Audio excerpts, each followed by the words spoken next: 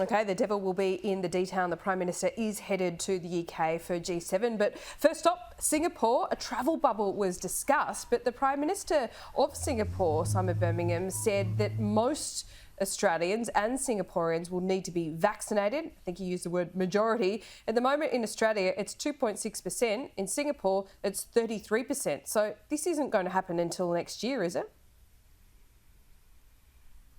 Well, Laura, look, we'll see. Yeah, it's certainly not a matter of days or weeks for us to reach that point of travel bubble with Singapore. Singapore has around 500 active COVID cases at present, so there are considerations on the Australian side that we will manage carefully.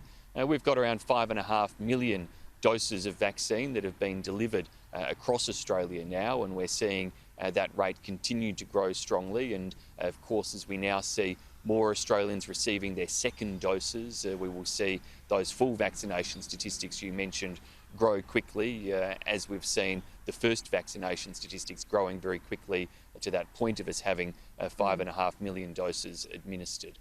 Now, the details in terms of a travel arrangement between Australia and Singapore will be worked out over the weeks and potentially months to come in terms of how we do it safely. The Australia-New Zealand travel bubble is working very successfully so far, and our two countries have shown that it is possible for two countries to be essentially world leaders in the management and suppression of COVID-19 whilst opening up freely to one another.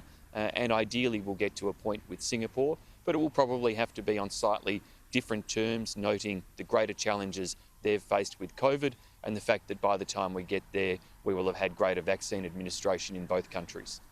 We're 4 months in and our double jab, our full vaccination rate here in Australia is 2.6%.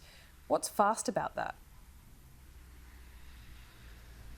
Well, Laura, our number of doses administered, as I said, is 5.5 million doses across the Australian population now. And so the double jab rate will climb quite quickly now that those who have had their first dose are increasingly becoming eligible for that second dose.